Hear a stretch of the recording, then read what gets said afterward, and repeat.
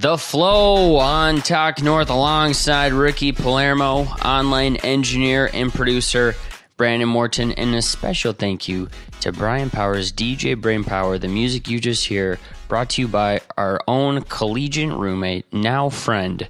Rick, this is episode 15. We're taping this at a Friday. It is 8:59 a.m. in the morning.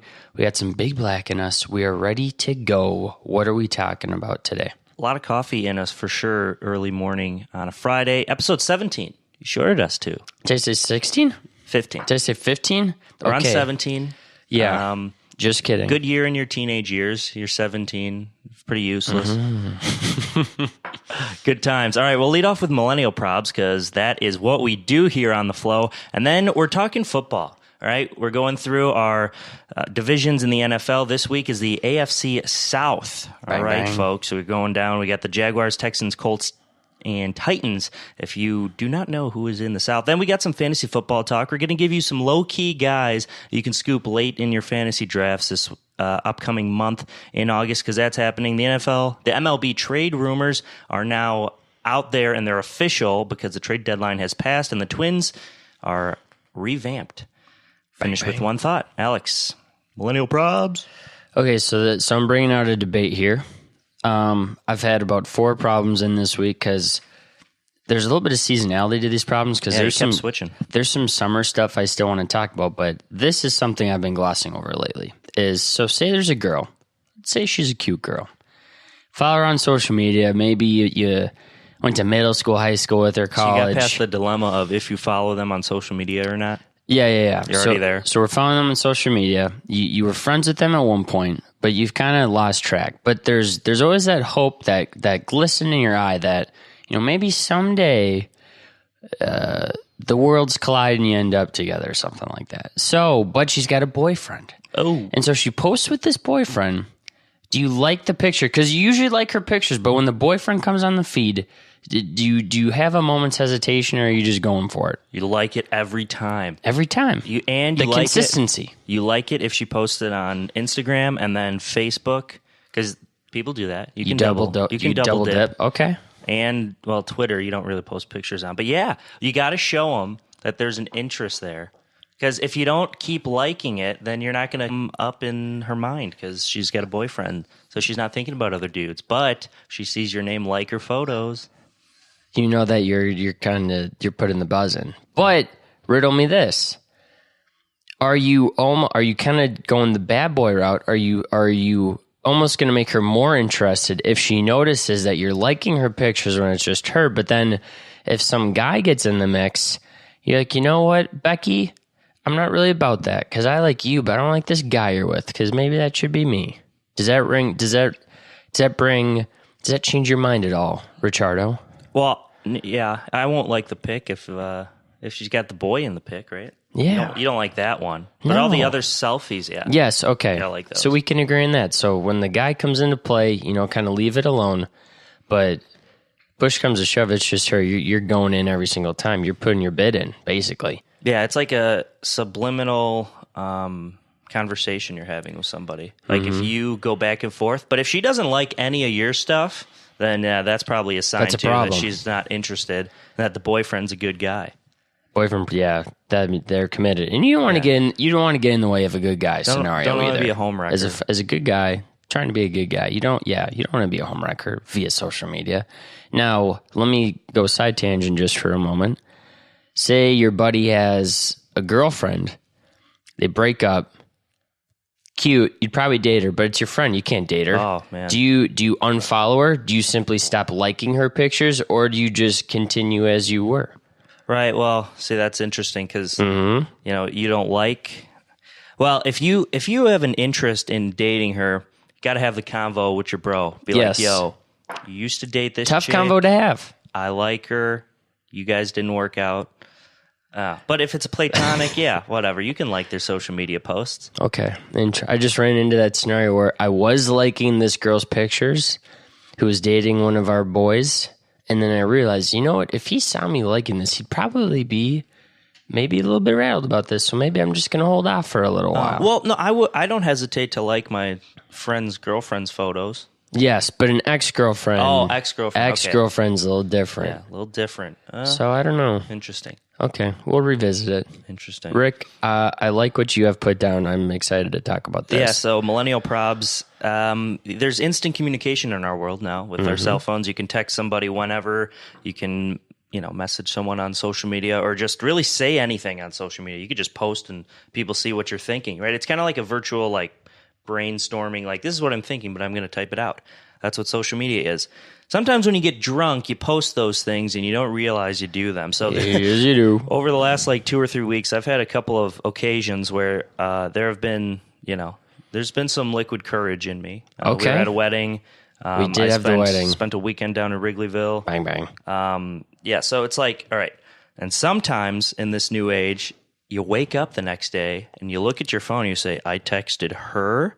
And then you look at your Snapchat logs and you look at all these snaps that you sent to people. And the thing about Snapchat is you can't recall what you sent somebody. No, so you can't it's a problem. Retract or look back and say, oh, wow, this is what I sent. So it's really tough today because there are days where if you're drunk at night, you should put the phone away because sometimes you might send some things out that you don't want out. Because when you're drunk and you're lonely, you're feeling some type of way, you're going to do things that your rational self would never, ever do. And that's a problem. And as you mentioned, with technology, now we actually have the ability to do... Back in the day, Jonathan was getting on his horse and maybe, riding on down 4 blocks to knock on Becky's door. But now you can just throw him a little Snapchat or a text. And then you might be screwing yourself over. You might be saying something you wouldn't normally say. And it's not an excuse. It's just us being stupid. That's what it is. Stupid. So don't drink and text. Don't drink in social media. Don't drink and drive, and especially don't drink and text or snap. Well, the worst part is waking up the next morning and saying, "Oh my god, what did I send to all these chicks?" And it's like, did you personally do this? Did this happen to you? No, this wasn't me. Okay. Well. Over the course of, the 2 weeks, maybe one or two mishaps. I was going to say over the course of 10 years of my life. Oh, yes, this has happened. Yes. But it recently came up where, my buddy was like, oh, dude, I snapped this chick last night and I don't know what I said to her. And now I'm freaking out. And you should. Yeah. Because you're like, oh, God. And that's funny. Because that's the problems we got going on now. It really is. Hashtag Millenialprobz, at NeedMoPimo, at Zaptime2. Yeah. Hit us up. And one more plug. Just launched a website. It's got some of my features, some other stuff. I'm starting. You got the personal website Yep. up? I'm starting a blog. I have a couple of blog posts up. I got fantasy football, which we're going to get to, top 20 backs. I got some NBA stuff. alexzappa.wixsite.com. So check. Oh, you got a Wix site. Yeah, it looks kind of good, too. I mean, shout out to Wix. Wix is unbelievable. Speaking of plugs, starting next week, let's call it a little teaser in the business. Got a meeting later today with a organization, a company. Very excited for an announcement next week, so look forward to that. But in the meantime, after Millenialprobz, Rick, we usually talk about some sports. Dun, dun, dun, dun. And NFL got kicked off last night, the Hall of Fame game with your boy, the Bears. Mitch didn't play. What's that about? Yeah, because it's a week earlier than everybody else. He's not on schedule. You don't play anybody in the Hall of Fame game. Bears lost, though. It's a real tough loss for the Bears. Yeah, Lamar Jackson had a tutty and a pick. RG3 had a tutty. Yeah, but again, this goes to our debate like NBA Summer League. Oh, it's not real. It doesn't count. This is all fake. Who's the all-time leader in preseason rushing yards? That's so funny. There isn't one. I would say they're actually really similar too, because it's kind of like if you suck in the preseason, you're just screwed. Like if you suck in Summer League, you're just awful. But if you're good, it just means you have a chance. It doesn't mean that you're going to be sick. Yeah. No way. Join the club. Yeah. But, yeah. Here's the league. I don't know. It's interesting. But we're breaking down the AFC South. Last year, this conference was very weird. Division, I should say. Jaguars won it at a 10-6 record. And they're the odds-on favorite to do it again this year. The Titans were second at 9-7. Colts 4-12. And the Texans 4-12 as well. The Jaguars, they scored the second most points in the AFC last year for a team that had Blake Bortles at quarterback and not a bunch of weapons on offense.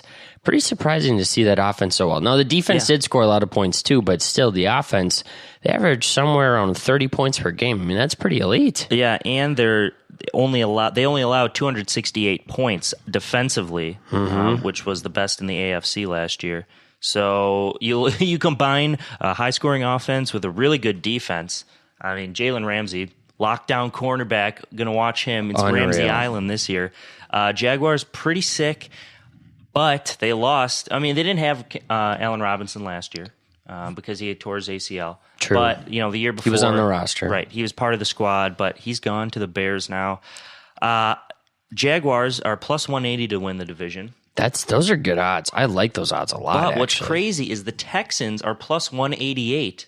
Some are giving them plus 200 to win the division, and they finished 4-12. But they've got a lot of high upside with the former Clemson Tiger, Deshaun Watson. Yeah, guy's he's a coming legend. Back. He's healthy. They're also saying DeAndre Hopkins is looking really good in camp He's a right now. savage. He was unbelievable. He was the number one fantasy wide receiver last year. So we'll get to the Texans because I think that's actually a really interesting team.